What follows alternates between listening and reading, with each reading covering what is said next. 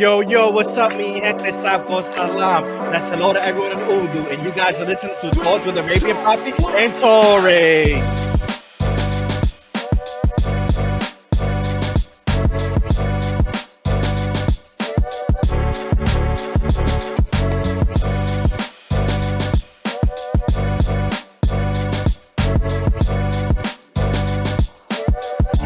What's going on, everybody? Yo, what's going on? Good evening, everybody. Good Welcome back. evening. How's everybody doing today? Welcome to the podcast Thoughts with ArabianPapi and Toeray. I'm your host, Sir. Kevin, aka TheArabianPapi, with my co-host Toeray. Toeray, how we doing today? Good, man. We did it another week. Another week, Yep. episode 3. We promise you guys we're gonna try to do this shit weekly. Yes, sir. Yep. And here we We are. are. 1 week away. Again, guys, thank you for the feedback for the second episode. A lot of people tuning in and a lot of people expressing their love and saying, yo, this was amazing. I'm proud of you guys. Keep going. And yo, we really appreciate that for sure. Yeah, All right. for sure. We made it episode 3, and like always, we always tell everybody we're always gonna do this live on Twitch. So thank you for everybody that's tuning in right now live. And if you guys hear this or see this video, just remember to try to catch us. We will always put in our personal IG pages when we're going live, and just tune in with us. Vibe out with us live. Send us messages or whatever it is. Chat with us. You know what I'm saying? So thank you for tuning in, especially some people that's sitting down and eating, like my cousin right now tuning in. He eating some salmon, I seen some it, rice, yeah. some asparagus. That shit look good, right? That shit look good. good. So there's a picture like, yo, tuning in while he eating swell right now, sitting down. So shout out to him. You feel me? Guys, this is episode 3, and we talked about it. We decided to do an episode on Black History Month because it's Black History Month, so why not, right? We're gonna have a guest today. You guys should remember from last time. It's gonna be Danny Dillard, Torrey's pops. Yep, it's my father. Don't worry, fellas. It's not gonna be a fucking history lesson. We're not here in the classroom, right? That's the first thing Torrey said. It hit me up. He was like, "Yo, what we gonna talk about?" Because I don't want to turn the shit into a history lesson. I'm like, and I was like, I'm not that big of a history buff, and neither is my right. dad. So Not... so we just so decided we're gonna to just kind of hit on the culture or whatever. We're gonna talk about the culture. Yeah. We're gonna talk about modern day problems, Mm-hmm. right? And what's going on with today's society, referring to the Black culture. You get what I'm saying? Yeah, for sure. And we're gonna talk about the difference between back then and now. That's why Danny Dillard's here, because he's much older, obviously, and he lived in the time that we did it. So he's gonna talk about how it was back then until how it is now. So we're gonna try to get him in now. Yeah, I'm working on it now. He was having so let's issues just be getting in patient. here. Yeah, let's just be patient. Hope everybody's night is good. Appreciate you guys tuning in before the All-Star game. I know a lot of people is hyped to see the All-Star game tonight. Whether you guys are going for Team LeBron or Team Durant, I can't even tell you who's on which team, but fuck it. I don't know who you guys rooting for. I don't know who to give root for, but yes, sir. Okay, I think you got him in now. There we go. All right, I'm gonna bring him in down here real quick. There you go. What's up, Dad? I don't know if he can hear us yet. There we go. What's going on? Good evening, Danny. How we doing today? You remember how to get the video up? I'm trying. I'm good. I'm challenged here. I'm trying. Let's see. Oh, I think you got it. It's loading in now. It's popping up. It's loading in now. There it is. That's what I was thinking too. I think Team Durant, bro, Khalid. I think I'm going for Team Durant. Man, all this stuff. What's going on, Danny? Good evening. How you doing today? How are you gentlemen doing?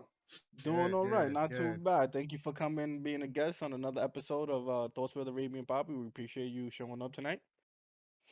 Thank you for the invite. It's an honor. So today's episode, we're going to talk about the Black culture, because since it's Black History Month.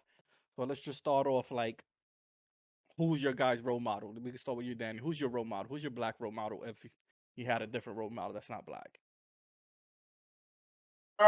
So I have some uncles. So a role model is someone who you admire, who you would want to imitate, right? So growing up, like my grandfather, my father had uncles on my mother's side who were very influential to me. learned a lot from them. And I'd also say I had female role models. My mother, my wife, absolutely is a role model for me. Amen And to even that. my Amen to sons. that. My sons are role models. They teach me a lot. That's good. Amen to that. What about you, So, Tory? Who's your role model? Man, it's gonna sound cliche, but it's my parents, man. My parents are my Yeah. role model. Yeah, cause like they're just everything that I strive to be. You know what I mean? Right. Like I couldn't have gotten a better father or better mother. Like they raised me right. They taught me well. It's almost like they did everything perfect. If you know what I mean. Like it's like they just everything felt right. I know that, which also goes to show they did everything right because I know that. You know, like it was just my parents, man. I can't really like. There's nobody I really look up to other than them. Everything that Got I to hear do, that. I go back to like, how would my father handle this situation? How would my mom handle this situation? What would they Okay. say? You Okay. know? So speaking about situations and stuff like that, how they're handled, um, from when you were growing up, Danny, to times that we're growing up is totally different. Tell us more of how were the times as you growing up as a black male. What were the times back so then like for you? yeah, so I was born like right after like Civil Rights Act passed. I was born in the '60s, mid '60s, and things are different now. They're different and they're the same. Some things are different, some things are the same. I do think that there's much more awareness um, of diversity now in a different way. Not that there wasn't awareness before, but I think at some stage, what what our community called, and not everybody, but what our community called, like we were trying to achieve something that was probably not uniquely black. We were trying to achieve something that we just, that we were told was success and good. And I think now your generation, millennials, are making your own way and redefining what is considered to be successful or correct or right or that type of vibe. And so I think that's good, man. I think that um,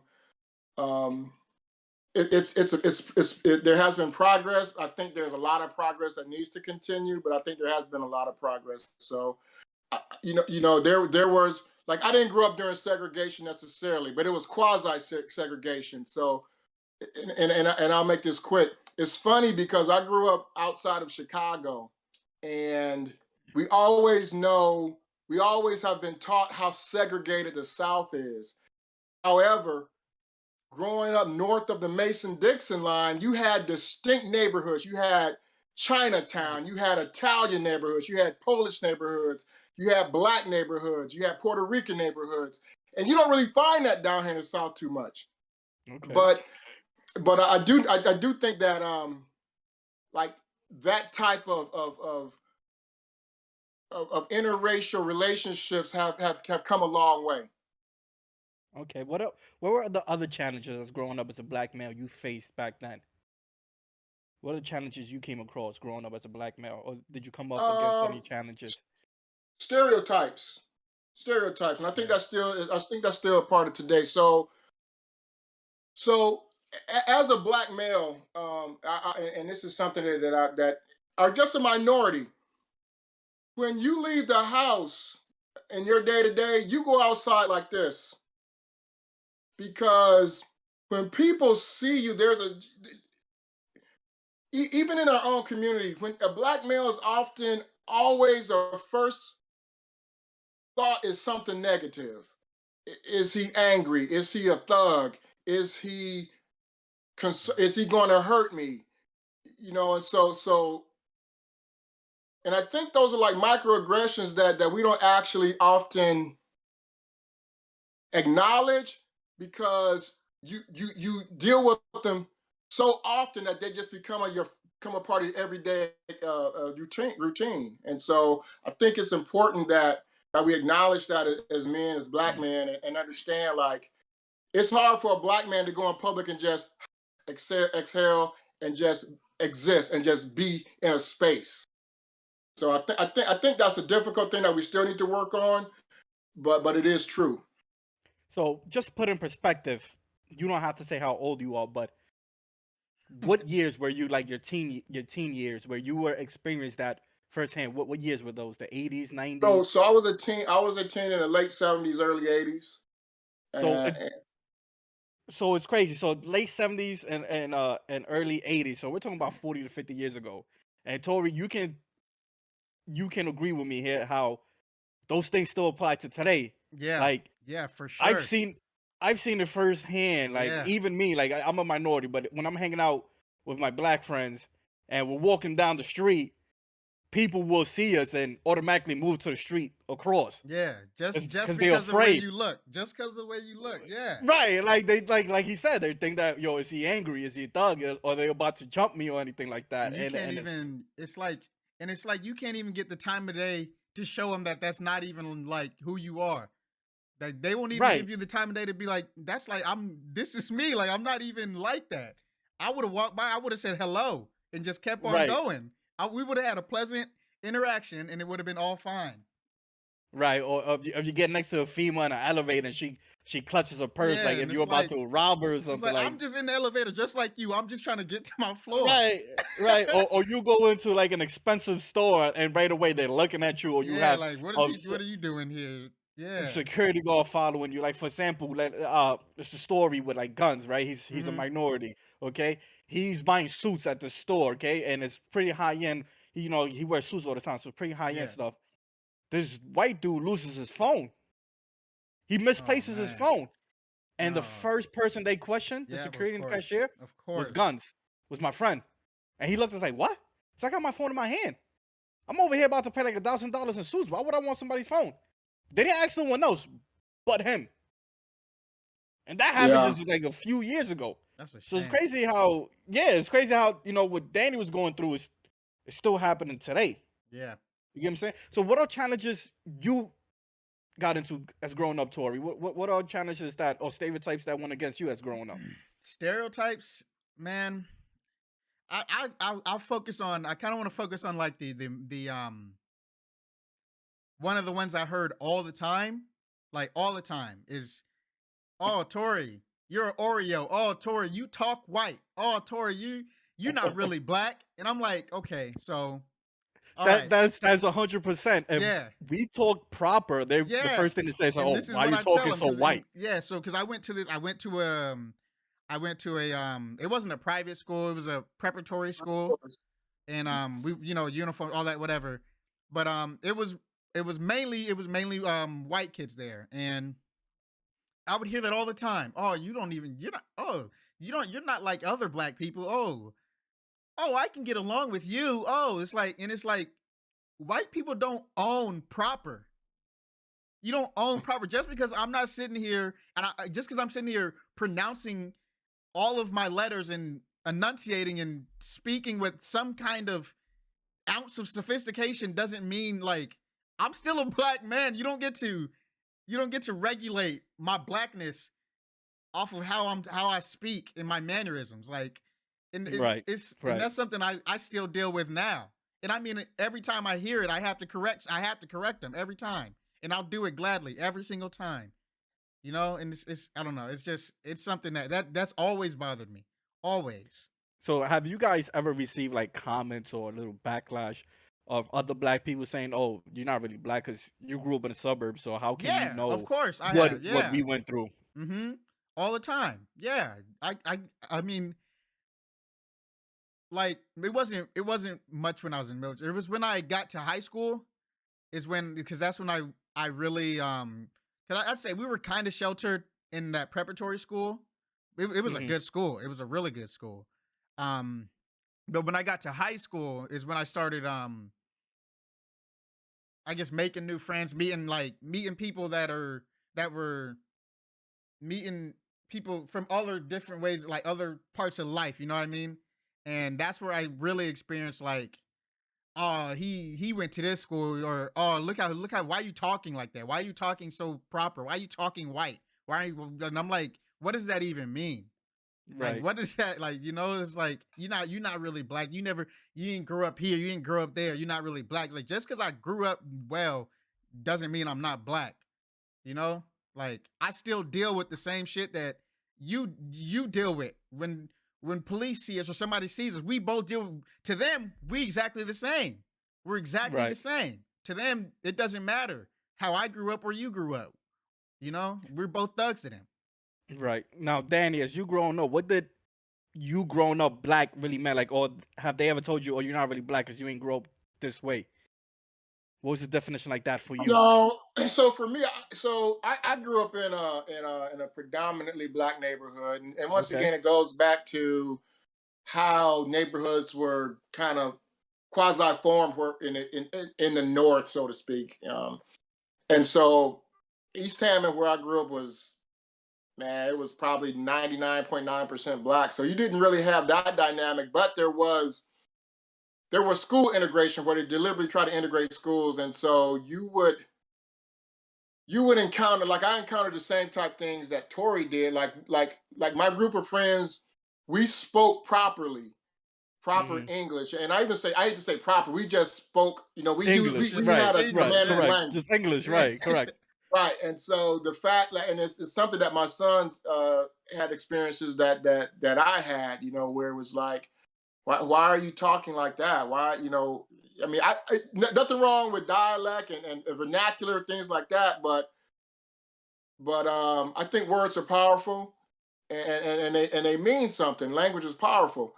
So yeah, I kind of encountered that where I didn't, and my mom, my mother wasn't like, I couldn't call her like my old lady or my old bird like some Hmm. kids growing up. She wasn't having that. So she had a good handle on me, and so yeah, but yeah, you still encountered that ignorance, I would say. Right. I did. Now, what were the conversations or the lessons your father had with you, Danny, as growing up as a black male? Because I know, like for example, and then you see a whole bunch of commercials like that, and I've heard from stories from other people that's like, yo, you always have to have this type of conversation with your son, especially if he's a black male growing up. What were those conversations or Yeah, lessons he so showed I, you? I, I think you're referring to the police conversation. So my father was, and my parents divorced when I was young, and I was basically the male role models in my life. Like I said, were my uncles, my mom's brothers, grandfather, and I don't think they had to necessarily had that conversation per se. You just knew because you've seen so many encounters between law enforcement and your colleagues or your friends, and you just knew, well, I know what I'm not going to do, or they would just come around and try to just harass us or whatever like that. So, but I was always, I think I became critically aware of my color, because black people, we weren't black, we were just people, and then some, white people decided to label us as black, um in this country anyway. But I became acutely aware of my color when I was about 7 or 8 years old, and I was at a gas station and I was trying to Hmm. get something, and this white guy tell me, get out of here, you n-word. And I Wow. was like, what, I don't even know, like, what's happening right now. Wow. And you're just a kid. You're just like Yeah, it's eight just years like old. You're like, wait, what? Right. Like, okay, why did we take it there? Why did it go Right. there? So I Like, tell my mom, and she goes up and she, gives the man several pieces of her mind. And anyway, but that's when I knew, like, I'm seen differently. right. Now, did you have those conversations with your kids when they were growing up? Did you teach them, and then did you tell them like you got to be aware of what you do because of your color? Yes, I think I did. Did we yeah, try? I'm pretty sure. Yeah, yeah. I mean, we said, I mean, when you even present the world, go ahead. yeah, even to this day, we still have conversations with like just all like I was talking to my mom, and it was a while ago. It was like a work function or something was going on, but she was like, if you go, like, you know, don't drink too much, and that's kind of like, or she was either don't drink or don't drink too much because you just you can't you can't risk getting into any kind of anything, you know? You want to be 100% clear mind just because you're not seeing this. Unfortunately, you're not seeing the same as everybody. And no, as much as people don't want to admit it, like as much as people don't want to admit it, because like the guys we hang out with, some of the white guys we hang out with, we know, they never ever think like that, right? Like our friends would never No. think like that, and we know that. But there are people out there, a lot of people out there that do think basically like they're superior to us, right? And they only have one mindset on what we are, who we are. There's nothing that'll change their mind on that. And I kind of like went off track there, but yeah, I mean my parents they've always I'm trying to articulate it. They've always told me and my brother, if you get pulled over, Right. never take your hands out of sight. Never ever have your hands out of sight for whoever has you pulled over, ever. Whatever they tell you to do it. Don't try to argue. Don't try to fight it. I know my rights, all that. You handle it later. You let the policeman search, do whatever they need to do right then and there, right?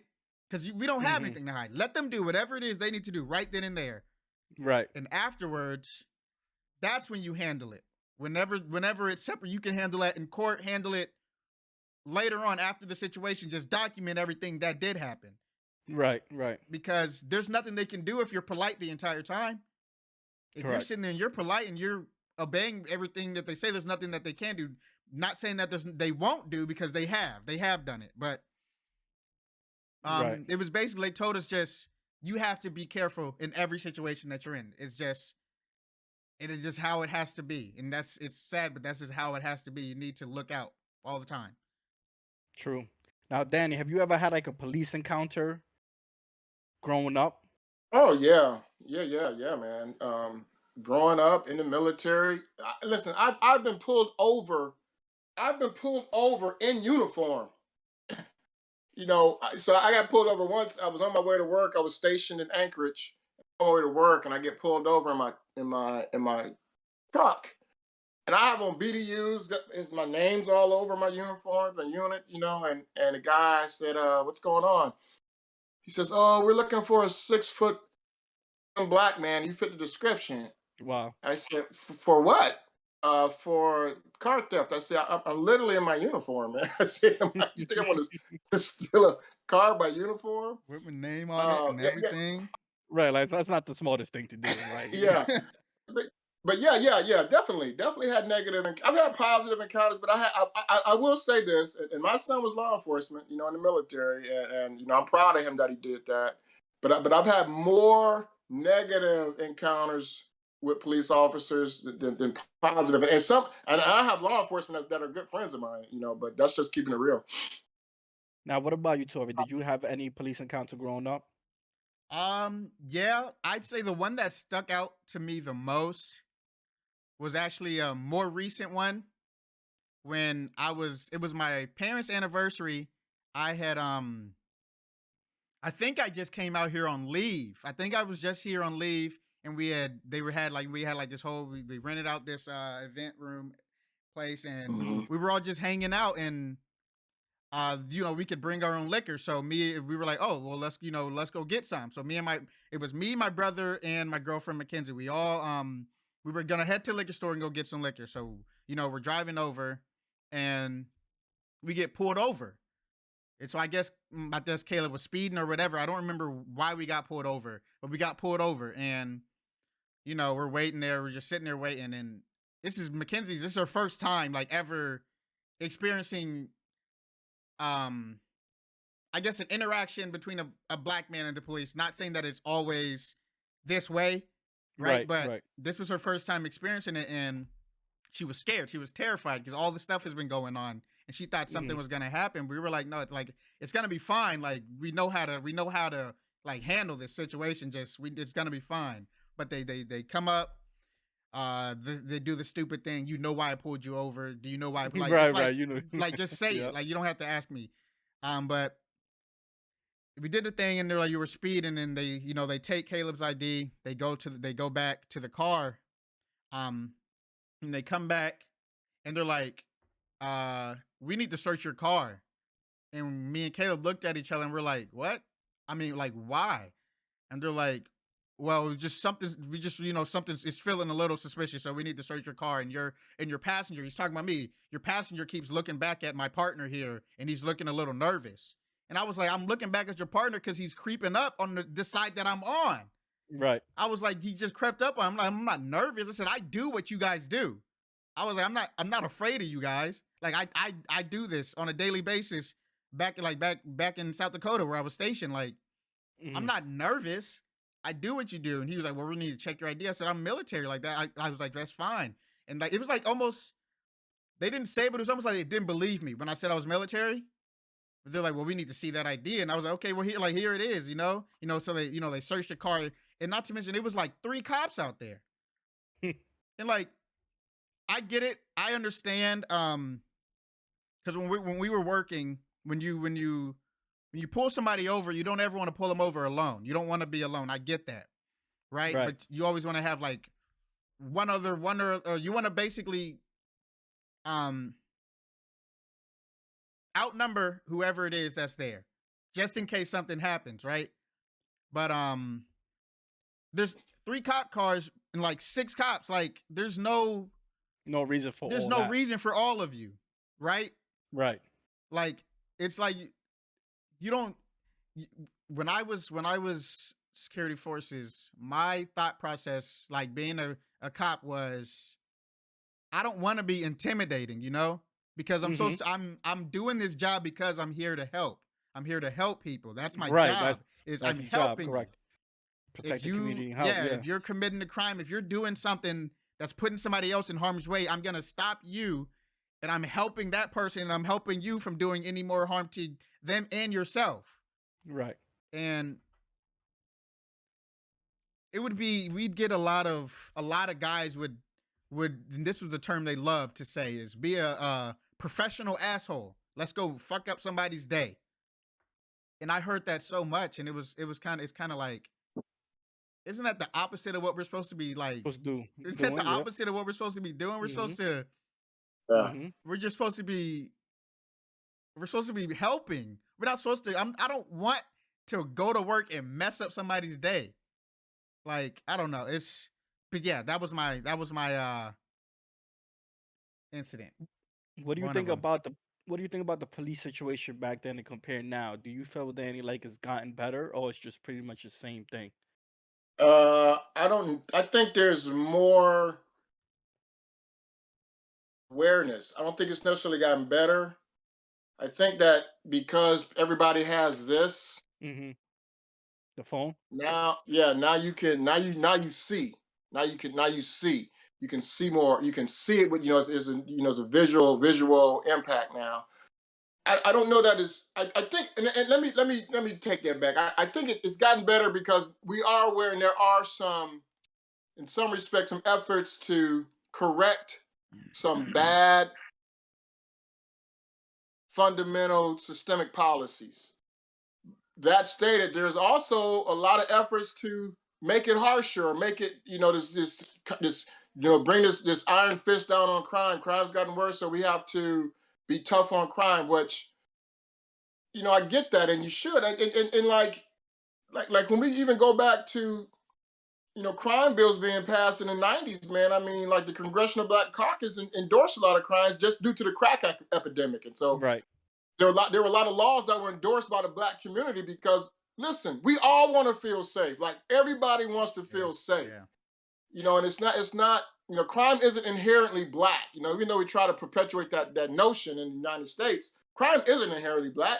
It's just it's normally an economic thing. And But believe it or not, that's like their scapegoat is all the time. yes, It's like, oh, I've heard this plenty of times. Like, say I work in the construction field, so majority of the construction field are white, and they say it's like, oh, why do you think they get pulled over so much? Because they're the ones that are performing the most crime. So why wouldn't they get pulled over, or why wouldn't they be suspicious, or fit the description or whatnot.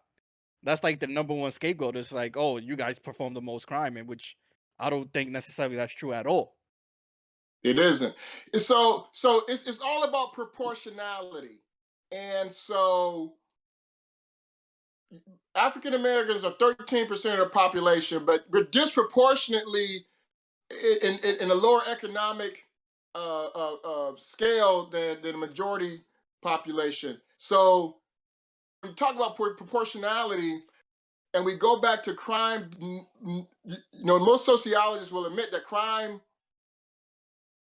rates are directly connected to income or economics. And so when you're disproportionately poor, you're going to disproportionately be looked at or disproportionately have the result of technically more crime, but it's not because it's inherently a genetic condition.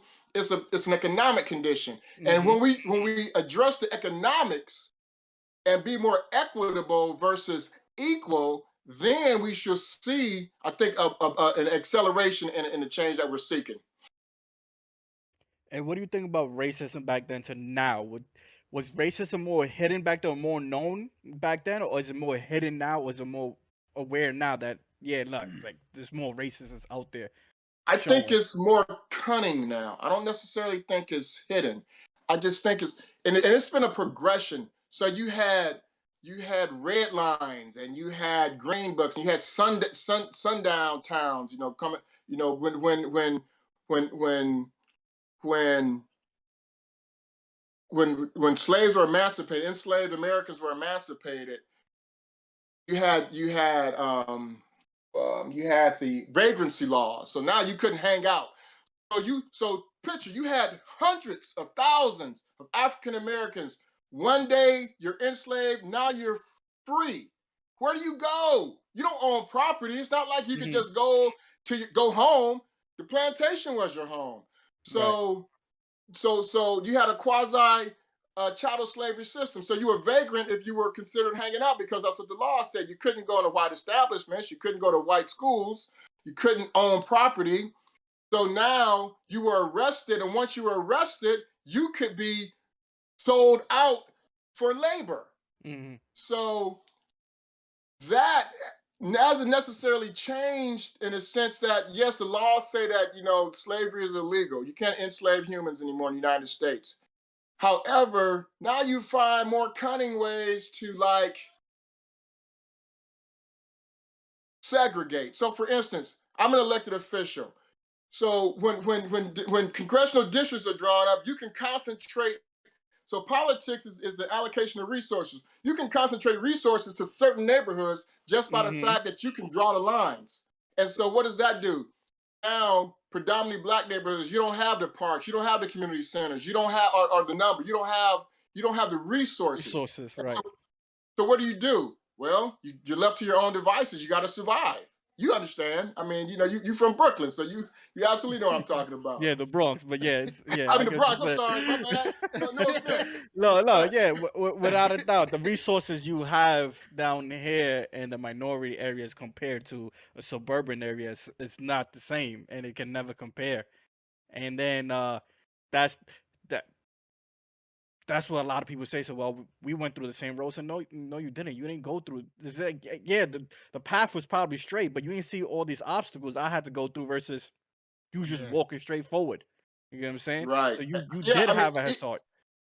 yeah. Even your schools are resourced differently. We made a conscious effort to send our kids to certain schools because we knew resources were there. I couldn't care less what people thought. I'm going to give them the best opportunities to succeed. Yeah, so racism, I think, is systemic. And I don't think we can deny that. You can be mad about it and not want to admit it, but it's absolutely systemic. Right, right. And growing up, how was the Black History taught to you guys growing up than what it was being taught today? Martin Luther King, that's who you learned about. Frederick Douglass. Yeah.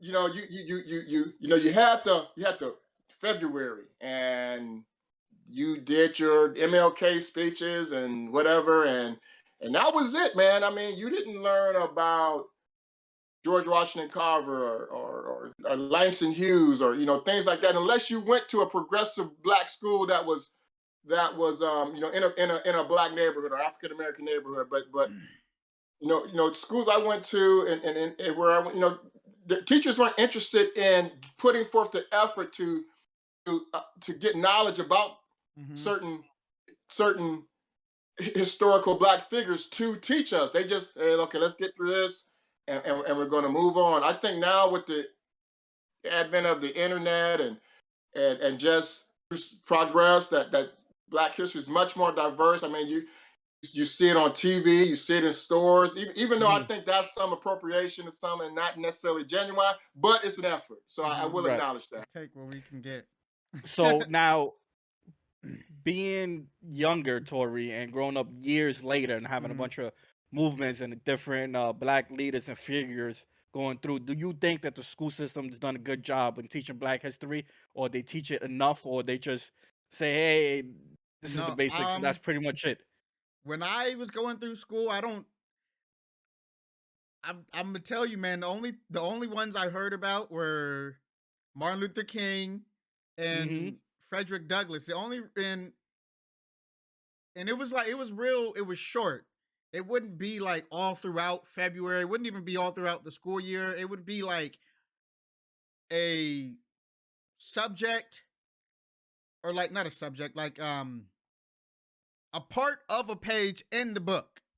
Right? Like, we're talking about something else, and then, oh, this also happened during this time. Okay, let's go back to what we were talking about before. Everything that I learned was either from my parents or from movies, or we went to we took like this it wasn't a vacation, we took this trip to Tuskegee, and I learned a lot there.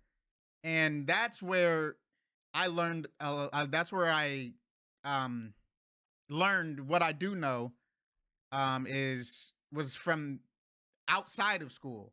It was nothing. It wasn't a lot I was taught in school besides, those two figures that I can remember. And Right. yeah. I can agree with you there, because, like, for example, like me, see, I don't my parents, my mom was Hispanic, so she wasn't, and she came from Dominican Republic, so Yeah. she wasn't as knowledgeable in Black history. So from learning from school, all I learned from was Malcolm X, Martin Right. Yeah, Luther, Malcolm X. Harriet Tubman.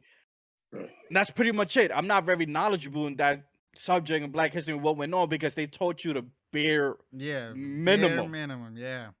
right? That's all they told you, is the bare minimum. And So, it was hurry up, get through this so we can start the and that's real stuff. The real right, what they really wanted to teach and stuff like that. see some So of these lies in our books. now, how were movements back then compared to now? So is that for me? Yeah. I was gonna say I don't think it was much different. I don't think they're much different, man. I think that the same. Well, from a standpoint of the motivation for them hasn't changed, and I think that definitely it has to be headed by young people. I think with smartphones, you can be more organized and more strategic, even more tactical. I think that the younger generations today are much more savvy, knowledgeable, and I don't think they're less afraid or more courageous. I just think they have more resources at their hand, and they have support from older communities. And that's not to say that the same organizations weren't organizational structures weren't previously realized, but I think now it's just because of technology, it's different. That stated, I think there was, in some respects, we've gotten comfortable. I think so. Here's a fact. The first election after the Emancipation Proclamation, when blacks could vote, that was the highest race that blacks ever voted. You never had a higher rate sentence. That was in 1868 or something like that. And so I think that's a travesty that now we don't realize the importance of civic engagement, perhaps in the 21st century, and we being an African American community, as Right. we did years ago. And I think that's a travesty. And but I think as far as movements are concerned, I think that technology has helped it. So speaking about moving, what are your thoughts about when the Black Lives Matter movement happened and it's still happening, and they went around because a lot of people frown upon that movement when they went around destroying stores and stuff like that, and people didn't Okay? agree with that. They were like, "Why you like what did these stores do to you guys? Why is that Who even a destroyed movement?" who destroyed the stores? Right, I mean, there's an assumption that people part of this movement destroyed the stores because that narrative is salacious and it makes for good reporting. But we don't know that the organizers of Black Lives Matter or any other civic organization determined that destruction should be the answer. But it was associated with that because that's where the movement came out of. But you know what we celebrate?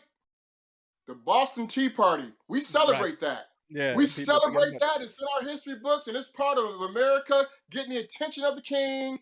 And we don't want to be taxed without representation.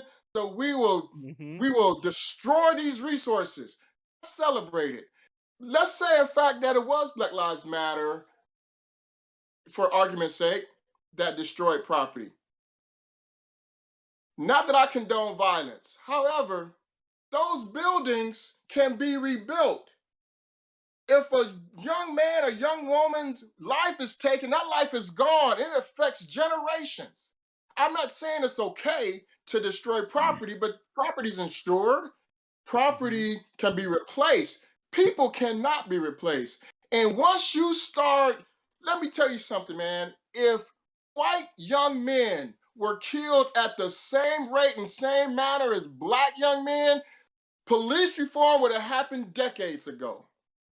And Right, because it's a black body with a black face, we marginalize and undervalue and underestimate that person because why? We've been told and conditioned that that black kid isn't going to be as valuable as this white one. That's just the truth. Speaking of that, of what you said, if white people getting killed at the same rate as black people getting killed, one of the things I've heard commonly always saying is, well, how come you guys do movements and you guys riot and everything when the police kills a black person, or when a white person kills a black person, but you guys do black on black crime every day, like in Chicago, the black on black crime and the black on black killing is on like an all time high. What what So what are your thoughts on that? let Black me on ask black you this. crime. What is it called when a white person kills a white person? Crime. Crime. What is it called It's when a not called black white on person white kills a crime. black person? If Is a if a yeah. if a Dominican kills another Dominican, it's not called Dominican on Dominican crime. Right. But however, we've coined this term black on black crime. You know why? Because it perpetuates a narrative and notion of a certain conditioning. There's no such thing as black on black crime. Statistics state that all crimes are crimes of proximity. What does that mean? If you're in my neighborhood, that crime is probably going to happen to someone in my neighborhood, be it white, black, orange, green, purple, whatever the case may be. So I don't think the term, but I understand what you're trying to say, and I don't know that it's true that there aren't riots and demonstrations. They just don't get the media attention Right. necessarily. And listen, crime is crime, man. Listen, I don't want a black kid killing one of my children or a white kid killing one of my children. I Right. don't want my children.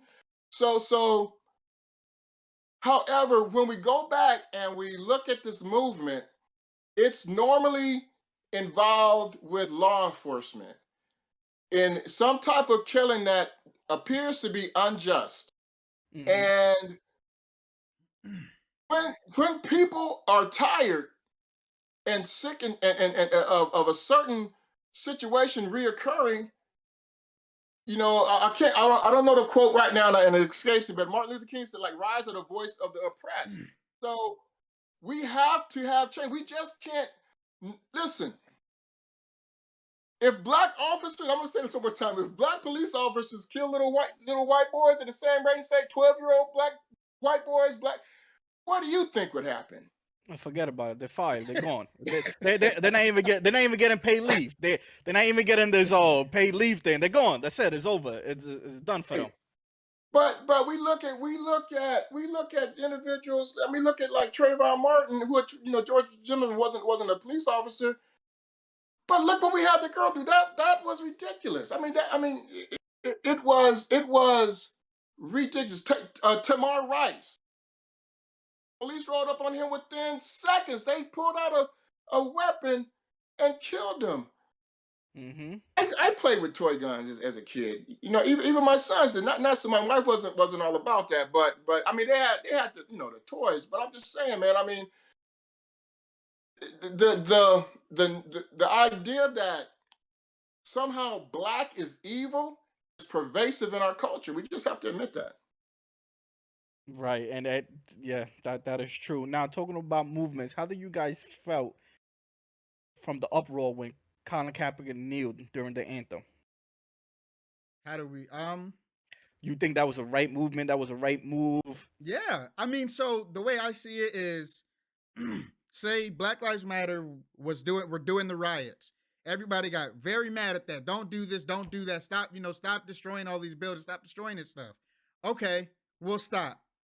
We'll just kneel during the anthem. No. Don't do that either. Don't do that either. You can't do that either. And it's like, okay, well, you don't want violent protests. You want us to be peaceful, but when we're peaceful, that's not okay either, because we're disrespecting the military, disrespecting the soldiers and airmen and I don't know why the Navy escaped me.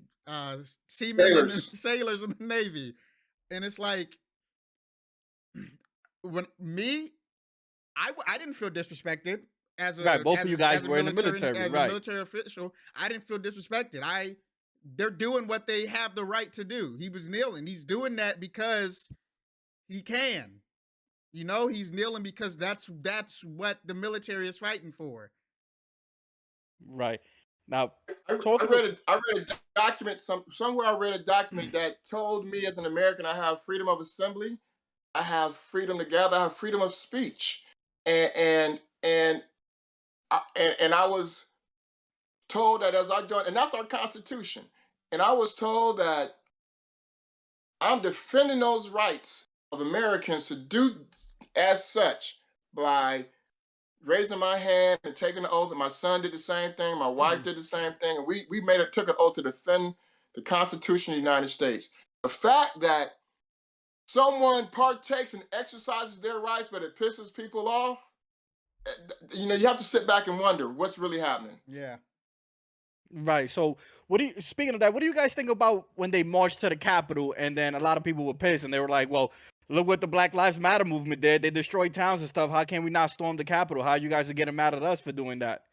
What are your thoughts on that, on that saying? So I think that the why is an important question in this question, an important thing to acknowledge. Those individuals that partook in the January 6th insurrection were protesting because they were upset of the outcome of a legal, proper election. Some will argue that, but all the official agencies say it was properly handled and it was legal. Mm-hmm. I have to take offense to that, because what are you saying? Not I'm gonna take offense to the action, not the notion that it was a legal election, because it was. When we compare that to a social movement with organizations like Black Lives Matter, I think that's apples and oranges, because Black Lives Matter is saying we matter also. Not only we matter also. We're not taking anything away from you, anyone else. All we want you to do is keep your hands off of us and let us live. Let us raise our children. Right. That's it. We're not asking for extra or more. Just let us be. And let us partake equitably in this experiment that we call the United States. That's all we're saying. We're the January 6th. well, they were pissed about Right. something that was, legal. Right. So hold on to that thought. Talking about the Black Lives Matter, how people misunderstand it, because it's not. Michael Shea said it. If you guys know who Michael Shea is, he protested Yeah. Saturday Night Live. He had a stand up, and it's a couple of years old, the stand up, and he says, it's crazy how we can't agree on Black Lives Matter. Like that's all we're Yeah. asking for. Is like we just matter. Yeah. We don't matter more. We just want to that- matter. Yeah. We just matter. He goes, all we're asking is just turn the hose off. Don't stop hosing us. Just turn the hose off. That's all we're asking. He's like, and then he puts in perspective. He's like, that's like if your wife comes up to you and say, honey, do you love me? And you go, come on, honey. I love everybody. What are you talking about? Like, he's like, what happens if I make a shirt talk about 9/11 and I make a shirt that says all builders matter? Because 9/11 wasn't the only building to blow. All builders Yeah. matter. How offense will people take to that? Right. You get what I'm saying? Right. So speaking of kneeling, what do you guys thought about last week during Super Bowl halftime when Eminem knelt? He kneeled down. I'm going to answer that. I'm going to defer to my son too, but Eminem knelt without an anthem playing and people got pissed. That's all I have to say. Yeah. What do you think about that, Tory? Yeah, I mean, it's pretty much he nailed. I mean, like there was no anthem playing at all, right? There was nothing, but like God forbid somebody cares about us, right? Mm-hmm. God forbid somebody wants to support. I think it's a shame that people are even getting mad about that. I think it's a shame to be if you are one of those people that got upset that Eminem kneeled, you need to reflect on yourself. You really need to reflect because you're part of the problem. Now, speaking of him kneeling, because it wasn't only whites that got mad at that. There were a few black people that got mad at that also. Yes. Because where do you guys cross the line that, okay, he's trying to help us, or it's just appropriation? Because I was listening to a radio station at Hot 97 here, Ebro in the morning, while and one of the DJs was like, it was cool, it was whatever, and they was asking him, was like, yo, why didn't you didn't fuck with it? Like, he's like, nah, you know what it is? He had nothing to lose. Yeah. You get what I'm saying? It's like he's Yeah. white. He got nothing to lose Yeah. to do it. Mm-hmm. So where do you guys cross the line that is either appropriation or they're actually trying to help the movement? Here's the thing. That speaks to this fact. Blacks are not monolithic. We're not a monolith. We're like everybody else. We fall on every side of the spectrum. But people want to pigeonhole the black community into this one ideal. It's just this one thing, because we share melanated skin, we don't all think alike. We don't all come from the same experience. We don't all come from the same background. So if this DJ decides, yeah, I'm out on Eminem, fine, be out.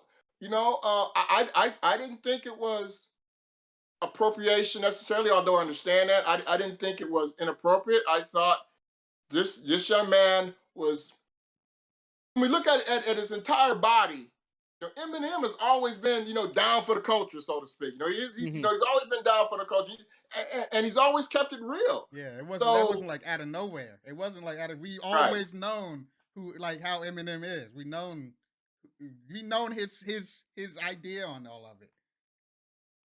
For sure.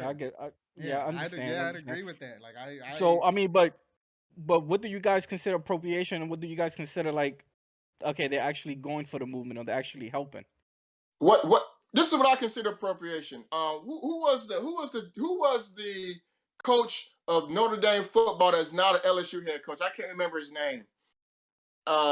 Anyway, there's a clip of him. He's from like the Northeast, from like Boston or somewhere. He gets to Louisiana, and he's addressing the student body, and he's using a Southern drawl. Today's a great day to be a tiger, and so that's appropriation because that's not authentic. Mm-hmm. No, things like that. When I encounter a white guy and he goes, "What's up, brother?" Oh, yeah, that's appropriation. Like, no, just say hello. Just say hello. How are you? That's all we have to do. That's appropriation. I think that you have to look at more than, you know, I don't think what Eminem did was appropriation, you know, but there are always going to be, like I said, there are people that are far out on the ideological spectrum that would say anything right that people do for Black culture is appropriation. I don't agree with that. I think at some point, man, we all have to be Americans. You know, at some point we have to decide are we going to be Americans or not. And you know, I mean, I think there's some blatant things, blackface, so be it, you know, but I don't think like white women braiding their hair is appropriation necessarily. You know, I might be crossing the line there, but I don't necessarily. I mean, I think you have to look at the entire piece, but I don't necessarily think things like that are appropriation. Although, you know, there is blatant appropriation. Don't get me wrong. So I'm trying to keep it right because, but I don't think what Eminem did was appropriation. Okay, and what do you say? I don't know if you guys ever, someone's ever told you this, because like I said, I'm not Black and I work in a field that's majority white, so I always hear this chatter. It's like, oh, you guys would never be happy. We give you guys a whole bunch of things, and you guys are just never happy. Like, for example, Juneteenth became a holiday just not too long ago, right? Mm-hmm. Now, do you think the system is actually trying, or they're just saying, here's a holiday, shut up, just stop complaining, here, we're going to give you this too? So who gave it to us? Right. So the idea that someone in the United States can give us something is offensive in itself. We participate civically. We are part of this experiment. We get to have elected officials. We get to vote. We get to have a say. Nobody's given us anything. What is right has happened. Mhm. And so the notion that we can give you guys something itself is speaks specifically to a cultural conditioning that we are the other. We're not the other. We are American. This country don't exist without us. You don't have a White House. You don't have a U.S. Capitol. You don't have those things. Without America doesn't have the head start economically without free labor. You have 400 years of free labor. Of course you're going to be an economic powerhouse. You didn't have to pay for anything. Right. So the idea that you know somehow you know we're giving you something, who are you giving it to? I'm American like you. You can't have it both ways. Mm-hmm. Right. And what do you think about when people are upset? It was like with the programs, like, oh, if you're trying to get a job or if you're trying to get into a school, and let's say a Black person has the same grade as this white person trying to get in, but they take the Black person because they got to fill in that quota, and they feel like that's unfair. Is that Black person qualified? Yes. Right. Okay, get over it. Because Why? the reason I speak of it, because, like, for example, in our construction industry, if we buy from a minority-owned business, we get discounts. You know what I'm saying? Yep. So it makes us go buy towards the minority business, then we will go buy from a white-owned business, and people get upset because of that. Let's go back. Why does that have to happen? Why do you even have to have that distinction? That didn't just happen organically. There's a reason that those conditions were put in place. There's a reason that those conditions were put in place. And the reason why is because you had, and it happens today, you've had companies who won't buy from companies because they're minority owned. Right. You have companies that won't engage with the person because of how they look. And in order for equity, so in order to keep things equitable, it's a shame that we have to have certain conditions in our laws to do so. But when we go back and you had white only counters, white only water fountains, hell, I couldn't even go, you know, if you look like me in the 40s, I couldn't even go in the front door of your business to spend my money with you. Yep. So the fact now that we had to put conditions in place speaks a lot to the fact that we had to put conditions in place. Why did we have to do that? You know why? Because prejudice and racism was so pervasive that certain conditions had to be made. And I think we forget that. I think people look at the end result and all of a sudden pissed about something without actually exploring why did this occur. Right.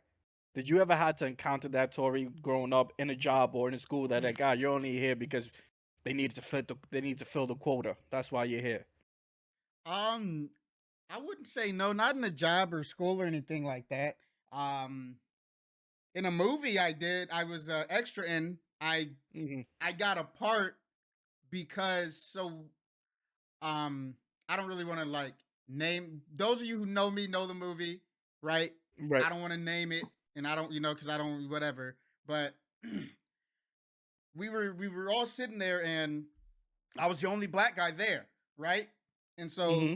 the director comes up to me and he's like, "Hey, so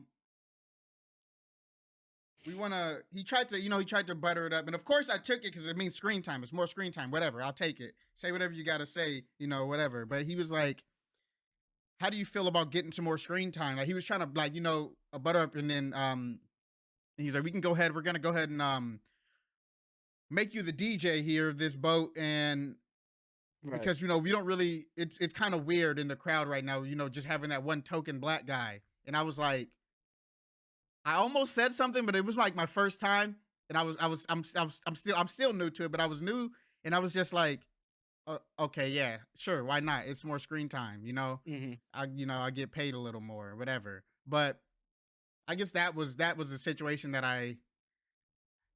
it was, we're gonna do this just because you're the black guy, and Right. I guess it wasn't really they benefited from it, but it was more so it didn't look normal, I guess. Cause So what do you think from the black culture from people that think that because you took that you're probably like a sellout? You know what I'm um saying? Like, oh, really, like, really, you knew that was happening and you still took the job? the way I see it, if somebody were to say, I mean, I don't have the influence to change that outcome at that point in time, right? But Right. I think of it as I'm playing the long game, right? Hmm. Because my plan, I'm gonna be an actor. I'm gonna have my own production company one day, and I'm gonna from these experiences that I get, I'm gonna do the exact opposite. That way, people coming up after me are not gonna not gonna experience that stuff. You know what I mean? I'm gonna do it differently. Yeah, okay. I'm a sellout, right? Okay, okay, and that's how I see it. Is just okay, and what? Just because of this Okay. one little thing. Now, do you think with these programs in place, like I was saying, with the jobs in schools and them needing like a token black guy, do you think this promotes more segregation or it just opens more pathways and assistance to the black community? You know who those programs also help, but we never talk about in the media? White women, single white mothers. They help them in a higher proportionality than they do blacks. But we never talk about that. White women benefited from the civil rights movement. They Hmm. benefited from a lot, from quotas and everything.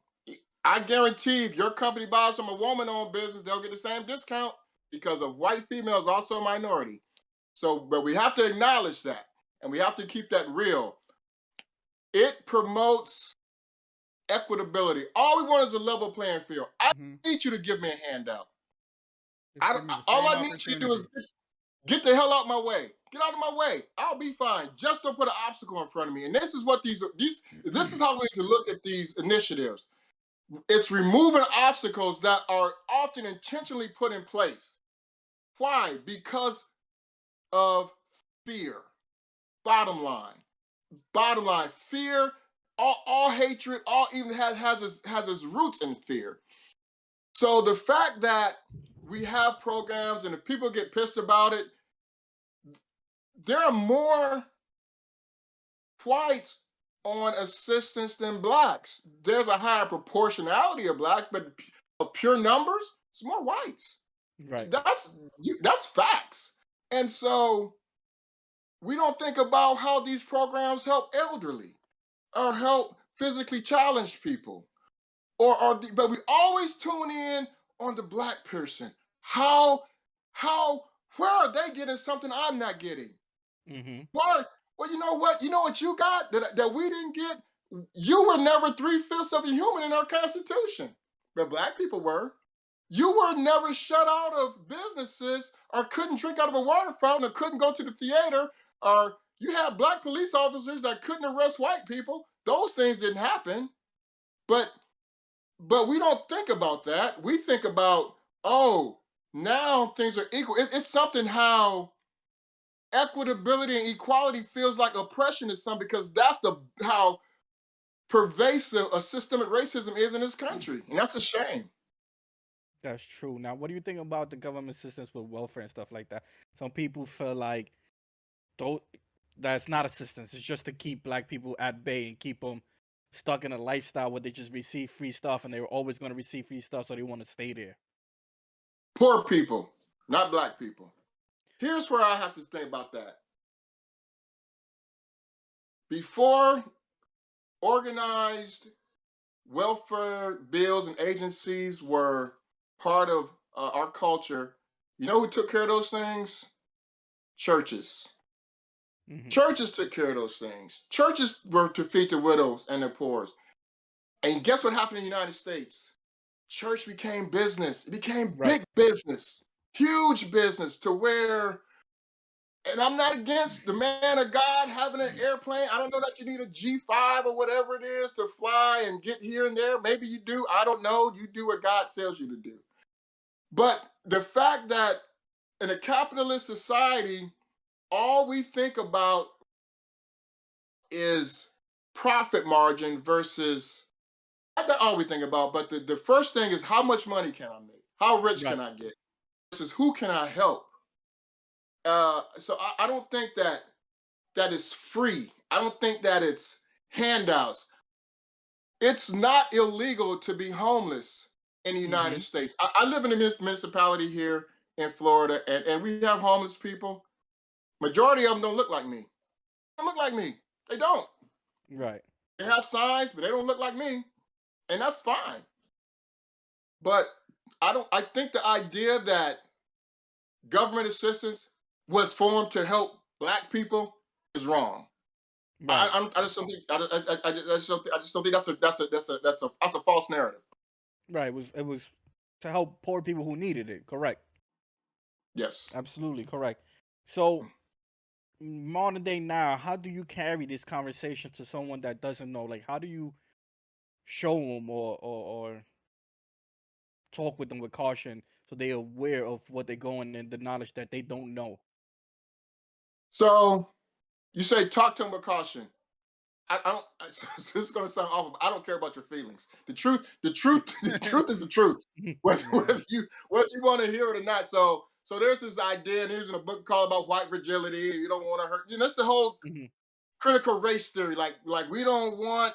There's laws being passed in the state of Florida. We don't want people to feel bad about ideas of historical events and make them feel bad. Well, you know what? Too bad. You know, I mean, if you feel bad based on history, that's not the history's fault.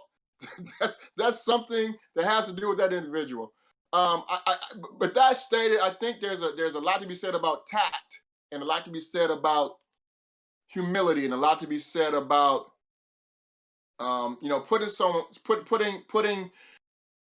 putting love first. You know, I'll put it like that.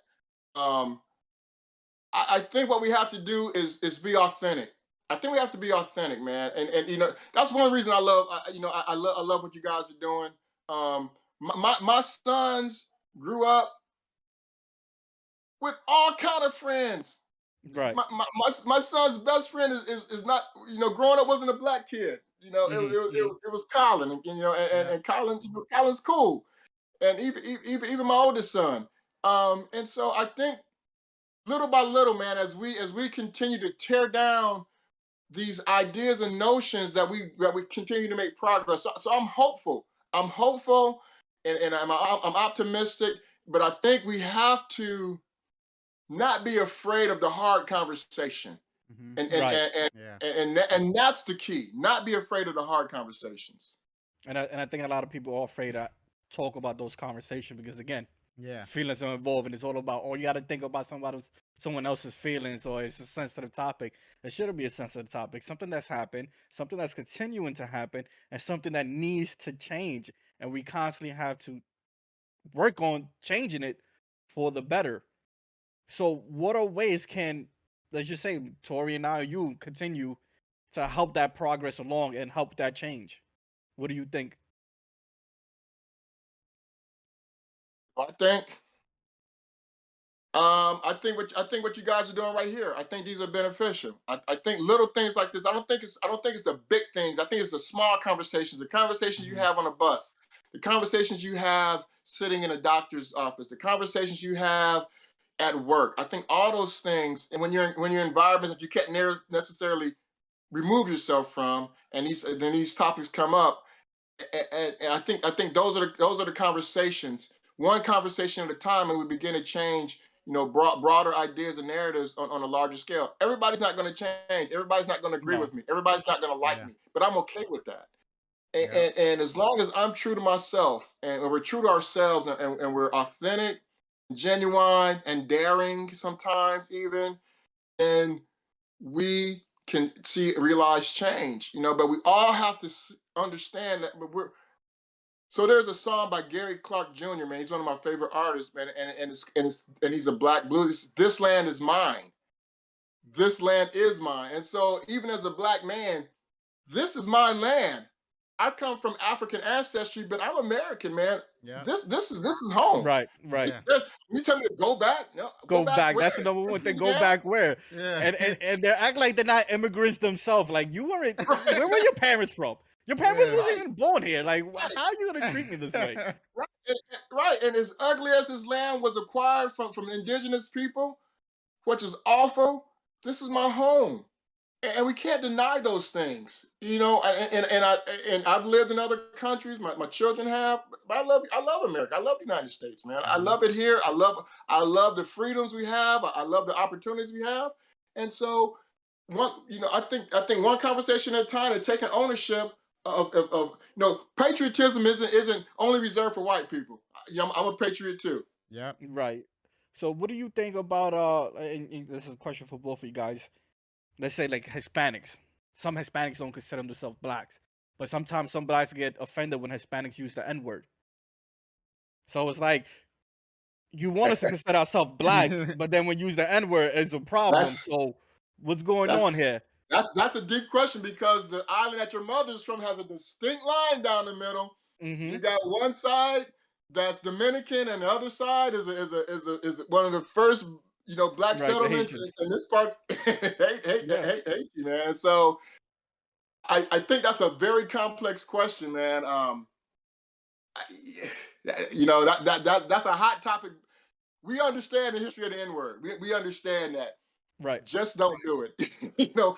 That's a whole nother. That's a good topic maybe for one of your podcasts. Because there's a lot of ideas around that, but also you have Latin people who are African descendants. Mm-hmm. And so it becomes when we get off the United States land, man, it becomes a complicated topic, more complicated than it is United States, because you got a lot of dynamics happening. And so I'm going to stay away from that one. And I get you. I get you in that concept because I know where like I've heard this plenty of times. Like they'd be like, "Well, you guys say the N word all the time, and you guys are cool about it. How come I can't say it? Why is it offensive when I say it, even though I'm not meaning it in an offensive way?" So who can use the K word towards a Jewish person? No one. Thank you. There you go. No, There's your answer. no one. Right. And it's so funny because there was an episode in the Boondocks, and he was like, I think it was Riley. Riley was like, "Yo, I can't say this, and if I say queer, they bleep them out, and I say this, I can't say that, but I can say the N word all the time. Look at this, and I don't get bleeped out. What is going on with that?" Yeah. And it's funny. Like, go ahead, Tori. I was just gonna go back. The way I don't know, the way that I feel about it is, I don't. If we're close, when you're talking about Hispanics using the word, I feel I don't know. I feel like if you're experiencing, you all experience a lot of the same stuff we do, right? Like we're both experiencing the hate or the I don't how do you put it, like the sense of feeling inferior to another group. And if we're close, for me, if we're close and we're just, it's normal conversation, and I don't have an issue with it because I know you're using it in the same way I use it, right? The same way Right. I'm using it. We're just having normal conversation. It's like a part of the vocabulary. But I don't know, the reason I have the issue. I guess the issue I have with it, if a white person were to say it to me, is I've never in my 27 years of life have met a white person where that language is just in their vocabulary. It's just not, it's not, you know, if that makes sense. It's just, it's like we come from, like, we have the same experience. So that's why I don't have the issue with it, because we're experiencing the same stuff, you know, and that's why it's just like, you know, I'm not gonna get all bent out of shape because I know you don't mean any ill intent with it. Whereas if someone else were to say it, it's like you're just saying it because you just want to. It's not like a part of your vocabulary. It's just you want to get that. Cool. You want to be cool. You want to get that free pass to be able to say right, it. Like how many white people would be like, yo, I wish I get the N-word pass, right? Yeah, like what crosses your mind when they say, yo, give me an N-word pass? You mind if I say the N-word in front of you? Yeah, and it's like, yeah. And it's nuts because they asking you because you're around when you know, fuck, 8 times out of 10 they're probably using it when you're not around. Exactly. You know what I'm saying? And that's what I always say, man. Because when we're playing like Call of Duty, we're playing all these different games, right? After been playing these games for as long as I have, it's like I want to say I'm 90% sure that every white person has said it out of anger at one point in time in their life, at least once. I'm 90% sure. That's just how I feel, just because of the amount of times it's said to us on the games. And I mean, like, they don't even know what we look like. You don't even know what we look like. You're just saying it to say it. You have no idea. You have no idea what I am. As soon as we finish a match and that we destroy the other team, the first words that come out of the first word. They don't want to say anything else. Yeah, yep. Just they don't even let you get a word in. It's just that word saying it repeatedly, and it's like, yo, what? Man. And it's another thing. It's like when white people try to ask for a pass. It's like you're asking me because you feel guilty about saying it. Exactly. You know what I'm saying? That's why you're asking, because you have some guilt of saying it. So don't say it and don't ask because you feel guilty about something. Now, if you want to have a conversation while you feel guilty, let's do it. Let's have the conversation. You get what I'm saying? Yeah, and it's funny. I was thinking about it now that since we're on like this specific topic about the Dave Chappelle special, when I forget which one exactly it was, but he was talking about how they had no issue with him saying the N-word on TV, but as soon as he said the F word, right? They were like, he was like, well, why can't I say it? And I guess it was one of the producers, whatever, is like, well, Dave, you know, well, you're not gay, you can't say it. And he says, well, I'm not the N-word either. Exactly. Yo. and what are your thoughts about like these movements that are progressing faster than you guys, and why you think it's that? Like, for example, when that time and period when Asians were just getting beat up for no reason, and then they passed that law like stop Asian hate. Yeah, I know a lot of people are upset about that, man. But here's the thing, man.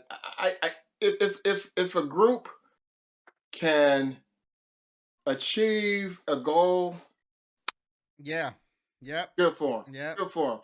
I mean, I'm not a hater. I'm not going to be mad because this group was able to achieve a goal because they organized and they did the work. I'm not mad about that because it was necessary. It was necessary. Right. So should a certain community continue to experience harm because, well, we gotta, you know, we have to organize these There's a waiting list. Right. and list them down because we got to get this. It's kind of it's kind of ridiculous to me. But so yeah, I mean, I'm not upset about that. It wasn't passed unjustly. It wasn't passed inappropriately. It was done right, and so good for that community. So I don't, and I think that idea was kind of put into the public by the media. I don't think it was passed first. There's a Hmm. lot of achievements that have been accomplished that have helped all communities. And the fact that now, I mean, a lot of these anti-hate crime legislation was passed not only for gay community but for minority communities too. So the fact that it was labeled Asian hate, I think that kind of triggers people. And I think maybe sometimes messaging can be done better, but I'm happy for it. I'm happy for that Mhm. community. I hear that, especially when you talk about Dave Chappelle. Shout out to Dave Chappelle, right? Because Yeah, facts. he stood up to the community because he was like he was getting a lot of hate for making fun of the LGBT community, right, and the transgenders. But he was like, you guys never had a problem when I was making fun of black people. Yep. That was never an issue. That was just fine. I'm a comedian. I make jokes. This Yeah. is what I do. Get what I'm saying? So that's pretty cool. What are your thoughts about celebrities that say that some people still have that slavery mentality or that the system is still designed us to get us down when it's really not. That's just all a mental thing. You can make it out. Like for example, Kanye said it before. He was like, slavery was a choice. There were clips with Lil Wayne saying it, Denzel Washington saying it. Like you got to get that mental thing out of your head, and you'll be able to progress your life. What are your thoughts on that? I think that's an ignorant statement. I think it's ignorant, man, because I don't know what a slave mentality is. Like I Hmm. don't know. Like I don't think there was, when we look at people like Denmark Vesey and people like that. Like we think like there were slave revolts all the time. Right. So it wasn't like people just bowed down and just kind of didn't try to get freedom. But you're not going to read about those things in history books. So the fact that, and the other thing, we always look like celebrities are our leaders in our Yeah. community. I just that whole idea is just bizarre to me. And not to pat myself on the back, but I'm the first black elected official in my municipality, and so I'm a leader in my community. But nobody cares what I think because I don't have a brand or gimmick Hmm. or whatever the case may be. But for whatever reason, in our community, celebrities are voices matter more than a Yeah. lot of people, and so couldn't care less what Kanye and Lil Wayne think. I don't care because I don't. First of all, I don't know what a slave mentality is. Secondly, people are trying to survive and make it. And people Hmm. are, so you have to know someone's entire story. You can't take a piece out of a chapter, just one chapter out of a book and make a determination because we don't know what they're faced with or what they're trying to overcome. We don't know. And so Right. kudos to anybody trying to better themselves for whatever means. If they listen, the duty Air Force, man, when my wife separated and went into the reserves, we've got food stamps before. Used them in the commissary. There are airmen in the who are defending their country who qualify for food stamps, but yet they're putting their life on the line. Right. Which is So crazy. is that a slave mentality? I think not. Right. That is crazy. And what about the stereotypes that is always like, for example, like I know Tori got upset about a conversation because we was talking about an animated Naruto, and Yeah. he's like, Yeah. I I was am talking to him not gonna about it. Yeah, I was I'm not talking to him about gonna it. consider this guy black just because he raps. Yeah. But I was like, I understand that, but the first thing people think when they see Mhm. rapping, they associate it with black people. Mhm. And he was like, that's not what our culture is all about. Yeah. It's not. We're not. And I get it. Rap, hip hop, all of that. It is a big part.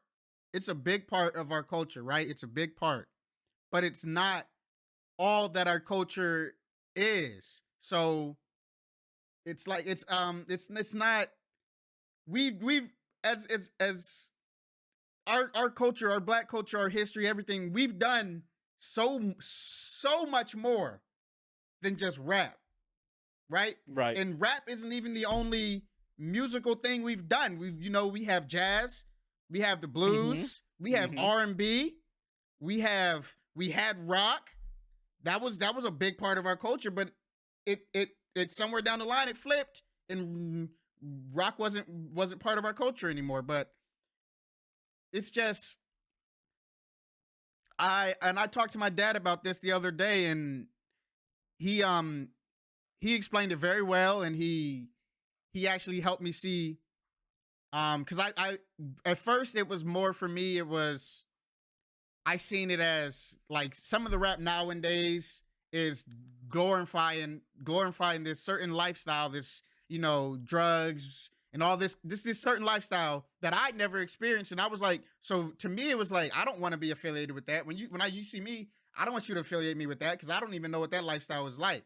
But my father helped me Right. realize it's yeah, I never experienced that, but that's for these men and women that are rapping about this stuff. That's all they that's all they know. That's where they were. Mm-hmm. That's where they were born, and that's how the way that they got out of that lifestyle was through this music. So when they're rapping about it, that's all they know to rap about. That's their Right. pride. I'm happy. Like that's they're proud about getting out. They're proud about what they um achieved through that, right? And he helped me realize it's not um that's just it's not, that's just, this is the reality. That's the reality of it. I need to see the Yeah. reality of that. Mm-hmm. However, I still will not consider Killer B from Naruto. I will never ever ever ever ever consider him Black black because he's not. And there are animes out there where black characters in anime are shown with the actual features of a black person, facial features, hair texture, all of it. Killer B Mm-hmm. doesn't Mm-hmm. have any of that. The only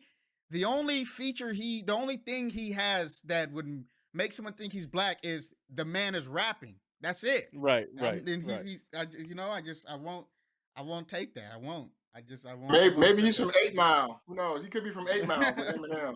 Who knows? That's true. So trying to progress and, trying to change and hope for the better.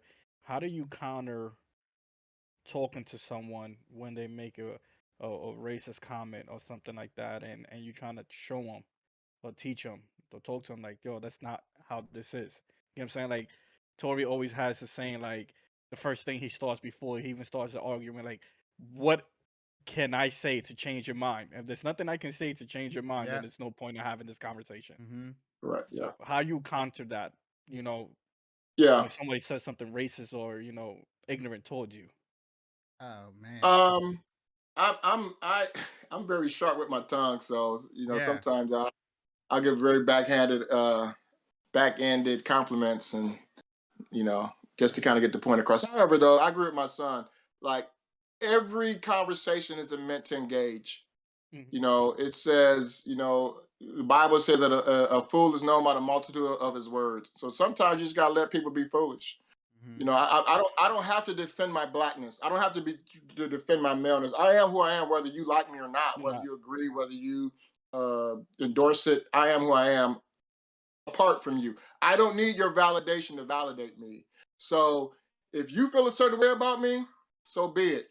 And in the times that I do engage or feel it necessary, then once again, it's not about how someone feels, or I don't have to fix racism. So African Americans did not bring a system of racism to the United States. We didn't bring that. We didn't decide those things. It's not my place to fix it. It's my place to continue on my continuum of life and achieve the achievements and make sure I've done the things that I want to do. But as far as see, we always look like black people have to fix this. No, we don't have to fix it. White people need to talk to other white people and decide, how are we going to fix this system that benefits us and oppresses so many others? And I know the word oppress triggers people, But there's a lot of truth to that, because in the 20s, when my grandparents were born, they weren't afforded certain opportunities that are afforded now. My grandfather drove me to school. He picked me up. I talked to this man. I sat in his lap. My grandmother cooked. So what am I saying? I talked to people who experienced Jim Crow in my life that had conversations with. And so it wasn't that long ago. Yeah, So and a it lot wasn't of that people long said, ago. a lot of people be like, it was so long ago, just forget Yeah. about it. It's like, And yo, that's the thing, man. it really wasn't. I try to explain to people that, because I bring this up all the time to people, all the time, and they tell me it wasn't even that long ago. And I said, you think that, but I can show you my parents' birth certificates. My dad's birth certificate says colored. My mom's birth certificate says Negro. That's on their birth certificates of official government form. That's what it says on there. It's not that far along. It's not that long ago. Because I mean, he's right here. We're talking to him. You can hear him. Yep. It wasn't that long ago. Yeah, that is nuts. All right, guys. You guys have anything more about this topic that you guys would like to express or say to our listeners before we head off? No, what I like to commend you for not being afraid of the conversation. I like to commend you guys for bringing it to the table and continuing the conversation. I think you deserve a lot of credit for having the courage to do so on a public forum like this. I mean, these are conversations that we have in private, or like you say on your game. But the fact that you broadcast this thing and it's available to millions of people, I think you should be commended for that. So I appreciate it. Thank you. I appreciate you coming and having this conversation and answer these questions. Sure. Yeah. Yeah. I mean, I guess I'd say, like my dad said earlier, man, have these conversations. Don't be afraid to have these conversations. And if you're one of those people who think opposite of us, I don't know, man. It's definitely come down to communication. It's definitely come down to communication. Knowledge is power. And that's the first thing I told Tori. It's like, hey, I don't know really much about this topic. I'm just going to ask questions and just let you guys answer it. Because, this is saying, like, people are not stupid. They just know what they know. Yeah. Okay? But at the same time, it's your responsibility to learn about things that you don't know. Okay? Because you can't stay like that forever, because knowledge is power. So hopefully our listeners listen to this. They do their research and have your conversation. Just don't listen to everything that social media says. I'm not saying there's not stuff out there in the internet that's not correct, but definitely have these conversations with older people, with your friends and stuff like that, and take accountability, responsibility, and just don't be like Danny said. Don't be afraid to have those conversations. And listen, if you get hurt, you get hurt. Don't be sensitive about it, because these are things that happen and will continue to happen. Okay, so we got to better ourselves. You know what I'm saying? We got to do better. I believe that we got to do better in all aspects when it comes down to the internet, to celebrities, to friends, to the police. You know what I'm saying? Like, one of my biggest things, I feel like a lot of these killings happen, especially like in New York and stuff like that.